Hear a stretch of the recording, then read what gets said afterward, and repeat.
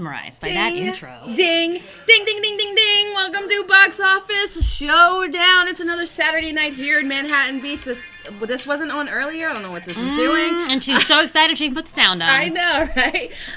Thank you guys. You guys just saw us in Superhero News Network, but if you're just coming into the show, you notice I have a new co-host for this month. I think you're going to be on for this month, right? Yeah, that's the idea. I thought you were going to say, I think your name is Tatiana, right? Yes, that is my name. It's Tatiana.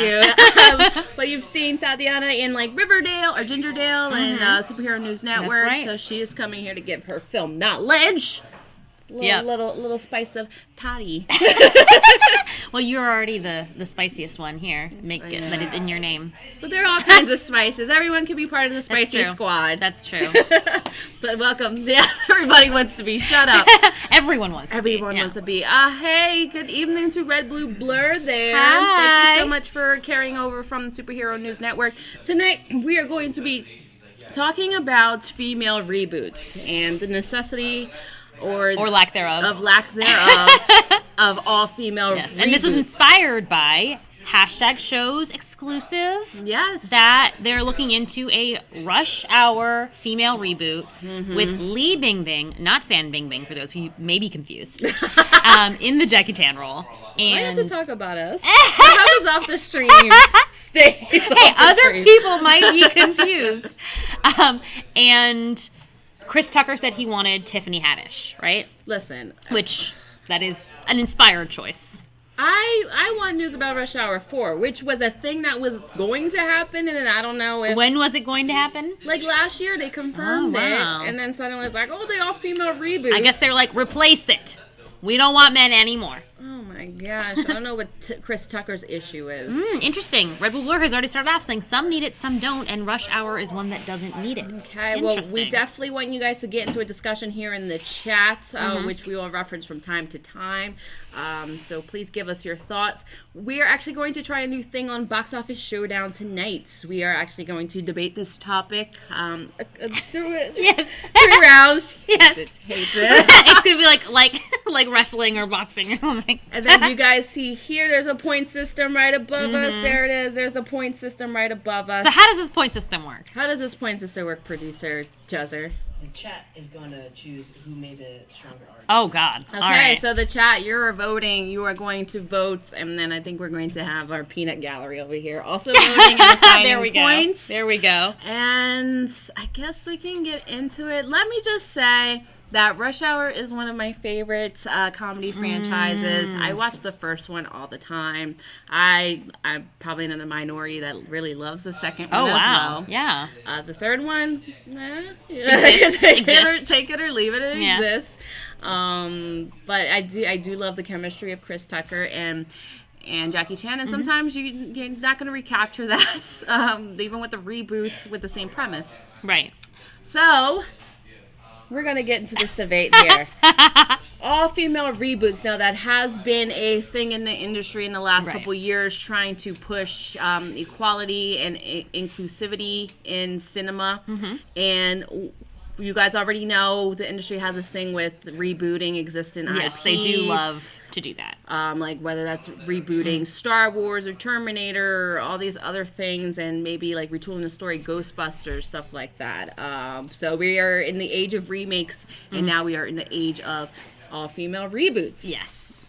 And I'm going to be arguing why I'm against this idea, even as a female. It's pandering, basically. Right. And then Toddy's going to argue why it's okay. Why this should be a thing, why it's okay, and not necessarily a bad thing. So I'm really curious to know your arguments. I'm curious to know my own arguments as well. So we're going to flip a coin. Who goes first? Oh, okay. Who's got the coin? So he Bring says it we're out. going to flip a coin. He doesn't Yeah, have we don't have a coin. We don't have a coin. Goodness gracious. Goodness gracious me. All right, here we go. All right, do you know how to flip coins? I think I know how to flip coins. Heads or tails? Tails To go I first. don't wanna go. You don't want to go first? Heads. Yeah. Heads 'Cause means it's you go always first. tails. Tails means I go first. All right. And it's heads. Look at No, that. wait, heads like, okay. All right. Well, if you want, I'll go first. All right, That's you go totally- first. Okay, sure. Well, the coin was useless. First off, I just want to say, as we already established, some sequels are just not good to begin with. Okay. Like Rush Hour 3.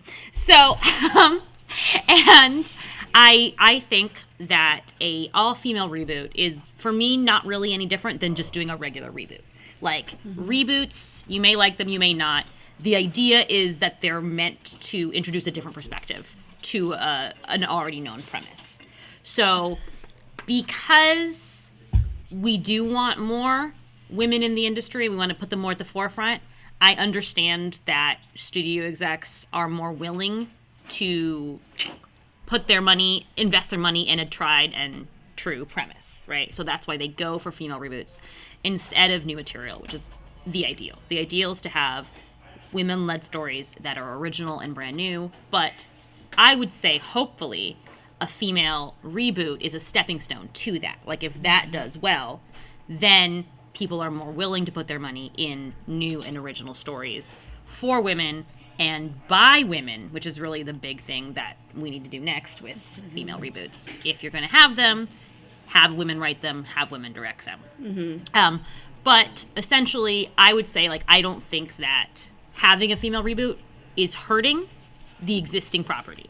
You know, like, they can both exist side by side. Like, in fact, Ghostbusters is going to do their male version after already doing the female one, right? And if you didn't like the female one, you can just ignore its existence and move on to the sequel. And if you did like the female one, then it doesn't take away to have another sequel that has men in it. So then my final round one point would be that, again, because we're not getting new material, a female reboot gives many more actresses chances to have roles that they normally would not have, roles that normally go to men. Because in the types of movies that are getting rebooted, the women are usually like maybe the love interest, like Julia Roberts was like the one woman in Ocean's whatever. Or they're like the, secretary in Ghostbusters, right? Etc. So this gives several women the opportunity to appear in a movie like this and have these kind of like action, comedy, adventure roles that they normally would not have. Okay. Yes. That was beautiful. Thank you. I loved your points. that was great. Now I am against this. Yes. Like, ding, ding. Wrong. Okay. Listen, this reads as pandering. It reads as, hey, we want to be inclusive in this industry. Females want to see themselves on screen. Fine. Let's just do it. Let's just be lazy and do a reboot of this, and all-female reboot. Ghostbusters probably wasn't necessary. I didn't see the film. I just know it was not necessary. And not because I'm like, oh, I love the original, I'm so diehard, screw this, all-female reboot. No, it's just because, I'm not a big Melissa McCarthy fan, and it just didn't really appeal to me when I watched the trailers. That was the only reason. Ocean's 8, really excited for that film. Really, really excited for that film. Then I watched the film, and it was basically a play-by-play book of Ocean's 11, directed by Steven Soderbergh. Unnecessary. Shouldn't have done that. So I think it's just pandering with the existing IP, and it's the whole thing with reboots and remakes. It's like, but why? Just give them their own vehicle. So instead of like pushing for a female James Bond, how about making an original story? Like, there was Atomic Blonde. And nobody really went to see that. So it's like, you want to see yourself on screen, but you're not supporting these type of films that are already being made, original films, and Red Sparrow and such. And that's all it reads to me as pandering, for sure. Yeah. Are we going back? Is that how it works? Do we go back to me now, or we're like, round one complete? Just go to commercial break. Ask the chat. All right, yes. Let us know, guys, in the chat, whose point you thought was stronger, or which side you fall on right now. Even, give us your arguments, and then also give like a little like Migdalia won or Tatiana won, so that we can do something with the. Oh, and hey, Mikey. Hi. Hi, Mikey Praise. So, while y'all, think on. You should do side commentary. Yeah, sure. I would love side commentary. I would love to hear what the men have to say about this. Yeah, there's all dudes watching us here, by the way. Maybe an all-female reboot of that hashtag show.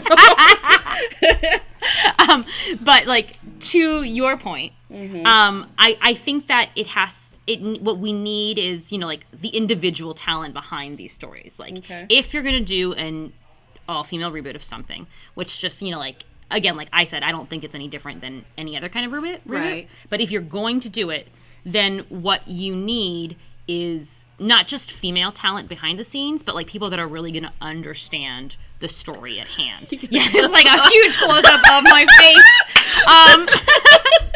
But and there's Migdalia. Like, for example, I would say the problem with the all-female Ghostbusters was that it tried to lean too heavily into the comedy side of things, and it didn't really go with the like horror ghost side of, you know, because it's like at its core, Ghostbusters is like an action adventure film, and it just happens to be funny. Whereas if you're trying to be funny, which is what Paul Feig, you know, tries, that's his thing, is to be funny, then you're losing the premise. I think that's what Melissa McCarthy has. She tries too hard to be funny, and it's like, well, there you go. But like, I think that female Ghostbusters film could easily have worked even with that cast if they had focused on different elements of the story. And I liked Ocean's 8, but I agree with you that it was like a play-by-play, you know? Like, so, but again, like, I don't think it was materially worse than Ocean's 11 because it literally was Ocean's 11, but with women. But yeah, again, it's like you just want to focus on the right elements. And I know I'm going to use this example, even though it's not really an all-female reboot, but Overboard was a film that specifically switched the roles. It turned like the man that like convinces a woman that she's his wife into a woman convincing the man that he's her husband. And by doing this, like, it had a purpose, because it's like in the original, he's the like really slimy and like kind of rapey. Like, he actually like threatens to rape her early on. It's like, oh, that's nice. I love that. And then they got married. and then they end up together. It's great. But then like when they flip it, it's like she's convinced him, after he already treated her really terribly when she was just doing her job, like she's trying to make a living, right? And he's like a millionaire who is also Playboy, of course, and just has like cash to throw away, which he literally does. But anyway, the point is that she convinces him that they're married, but then he's the one that still wants to have sex because obviously they're married. So he's like, it's sex time, and she's rejecting him, right? So she has the power in that dynamic that Goldie Hawn's character completely lacked in the original, even though in this one he's the richer one, you know, etc. And also by having him and his family be Mexican, it also like introduces a new dynamic where the white woman is the one who is the labor, you know, laborer, and then the Mexican guy is the rich one. Yeah. So it's like a new and interesting perspective on a film that half of you didn't see in the first place. But but yeah, so like if you do something like that, I think that you can create a dynamic outlook on an old story. But we'll get to the next round. We have round one votes in. Juzzer, do you want to announce who got the point for this? We got one for Miggy. Yay, Miggy! One for Tatiana. Yay, Tatiana! Yay. And then two more for Miggy. So for the first round, we get. Thank you.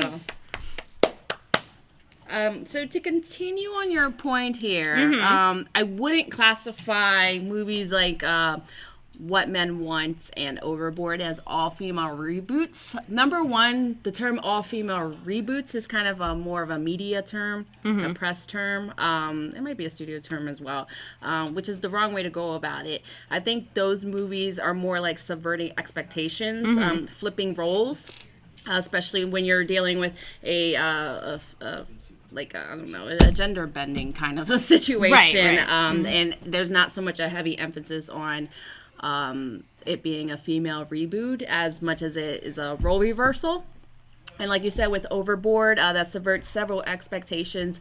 You have the Mexican character is the richer character, and he's brought down to her level of power, which that film is more about somebody having power over the other person, which it's a problematic film because of that. But yeah, I wouldn't classify those movies as all female reboots myself. Get ready for next round. If the selling point is that the cast is female, then no. And then that's I think that we can all agree with Elvin Claus here, right? Yeah. That, like, what we want is good stories, whether or not. We want original stories. Like I said, Atomic Blonde. I love that film. You guys asked for a female James Bond. That's it right there. There's a female James Bond. And with this film, you could go the route that Bad Boys is doing. They're doing a spin-off with the female characters that already exist in that world. Yes. And I think this is going to be basically Rush Hour or Lethal Weapon, stuff like that. So you have these films, these existing IPs, and you could just create new characters within that world. Like the proposed all-female Fast and the Furious franchise. I don't think that's like a female reboot as much as it's refocusing on all the other characters in that world. So that's my argument. That you think that we should, that if you're going to take existing IPs, then they should like do side They should do side stories, new characters. This is just unnecessary. Because like I mentioned earlier, you're not going to capture the chemistry that Chris Tucker and Jackie Chan had, which was a big part of this movie. And they're proposing Tiffany Haddish and Li Bingbing. And I think... I don't know. Tiffany Haddish, she's great. I love her, but I don't know if she can rang herself in enough to play this role like Chris Tucker did. Because Chris Tucker can get a little bit crazy or whatever. But I think it was just a good balance of characters. So I hope that they also do chemistry tests. Because the one thing about Ocean's 8 too, I didn't feel a lot of chemistry within that cast. So when they do these all-female reboots, I think they just look at the hottest actresses of the moment and they put them all together. Because I don't think this was a cohesive group, no matter how great actors there were stacked up here. Yeah, I mean, I guess that's the thing. It's like, so far, the ones that we have to look at aren't necessarily the best examples. So what we really need is, like, you could have an all-female reboot. If you got the right cast, if you got the right writers, and if you have the right perspective for that film. Now, I was going to say this, but like you already said it in your point, but like I agree with that you could do female versions. Like, for example, if you were going to do like a Dragon Ball movie, and instead of like being like, oh, what if Goku was a woman? You were like, this is what Bulma was doing on this day, you know? And this is how Bulma wound up saving the day with her technical skills that she almost never gets to use ever since she got married. Yeah. So, like, that's the kind of thing that I would want to see and that I think could be successful without, like, offending people, you know, that like making people feel like their childhoods are being ripped away from them or like they're uninvited. Like, this is, and that's... Because I've seen this argument that's like, oh, the women on the poster make me feel like no men are allowed. I was like, that's so strange because I go to see movies all the time where there's only men on the poster. Yeah. But okay, whatever. Now, one point that you made was, you know, like, Atomic Blonde is a really good movie, and people did not go support it. And, like, that's the reason why female reboots are what they go for, right? Because they're like, more people are likely to support it, even if they get really mad about it. They're more likely to go see something they're already familiar with. And that's like the same reason why they do, you know, Miles Morales as a Spider-Man instead of Miles Morales as some other, you know, superhero named like the Venom Slayer or whatever. Because they want to piggyback off of something that's already successful in the hopes that more people will support it. So I guess basically if you don't want all-female reboots, then go support original female stories. Like Atomic Blonde. Go into... give it a resurgence. Yeah. No, but in general, I think that there can be positives to an all-female reboot as long as you have the right cast members. Like, not positive is Lord of the Flies. That I told you about before. Like, there's going to be an all-female reboot of Lord of the Flies, which makes no sense, because that would just be, like, at worst, Mean Girls is what would happen. And at best, Wonder Woman. Yeah. So, I don't know where they're going to go with that.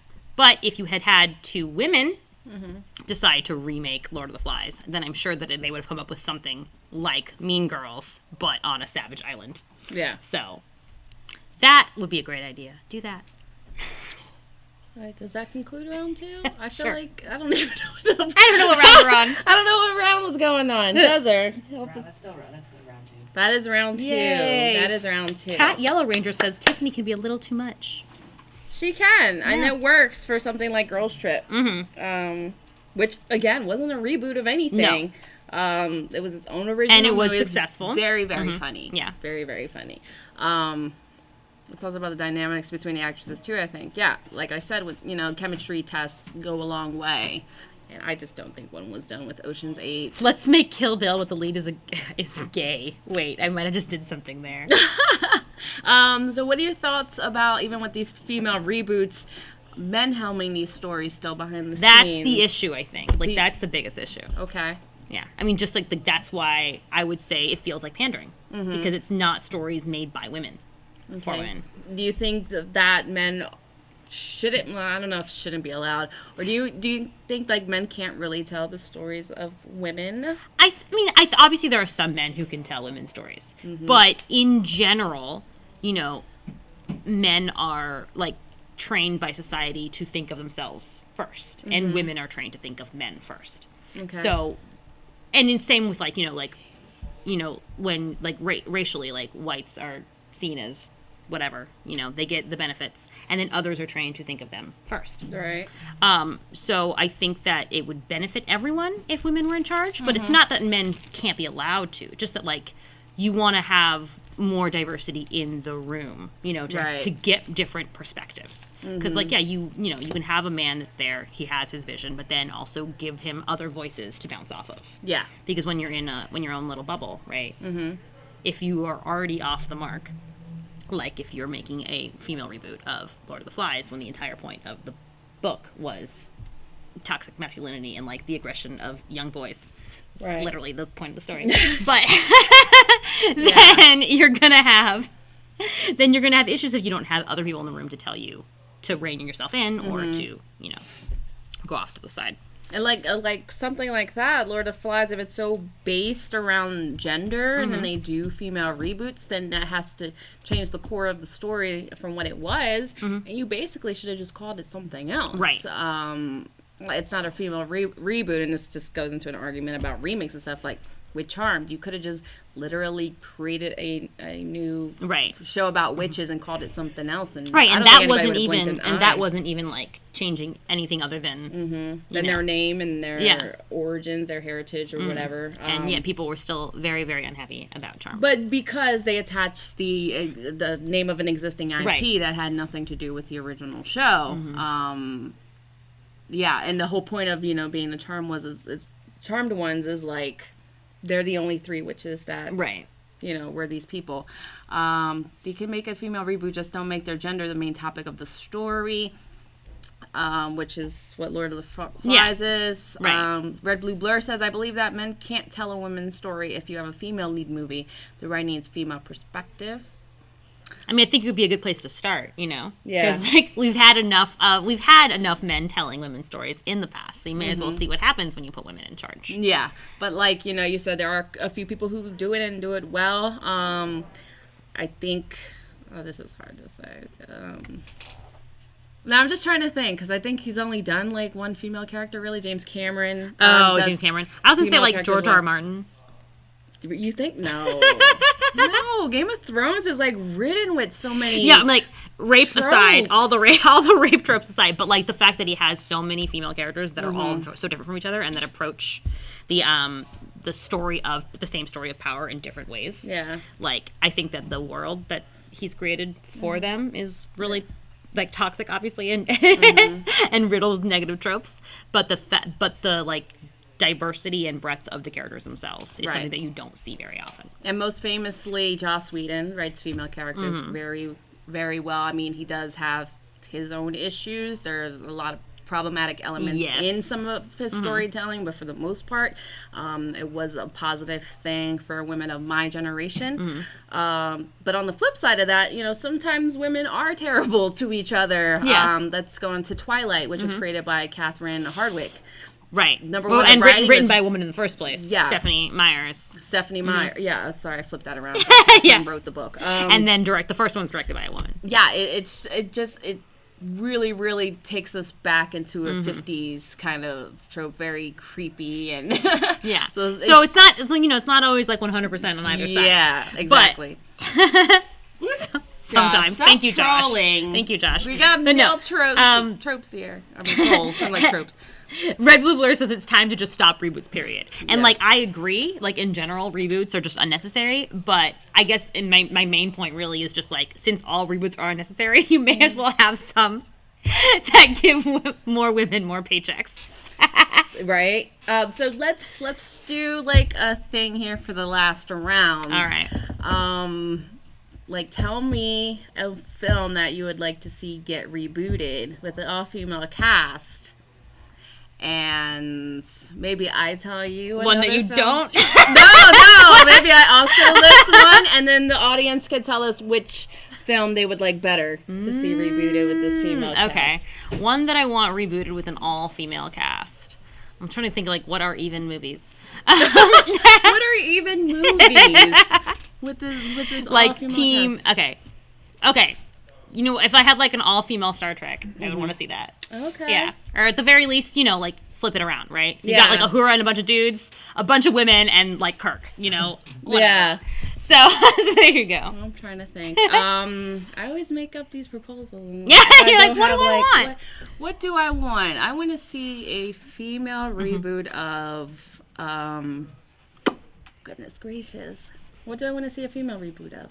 I don't know. What do you want to see? And for mine, it wouldn't be bring all of the female characters. Oh my God. There you go. The Expendables female reboot. Wait, actually, there's going to be one. They're already talking about it. The Expendables. They were talking about that 5-6 years ago. Yeah. But that's not confirmed. You don't think it's going to happen? No. Hopefully not. Well, now it will. Already. Now we've made it happen. No, but we're I was going to say, and for Star Trek, not just brand new characters or female versions of the ones you got, but all the female characters in the Star Trek universe get to be in their one movie together. They're going on a little space adventure. Yeah, exactly. Have their own girls trip. That's what I want. How do you guys like that? A female Star Trek. Goodness gracious. What would... See, I don't even like this. I'm just it's off my mind. 2 dudes helming...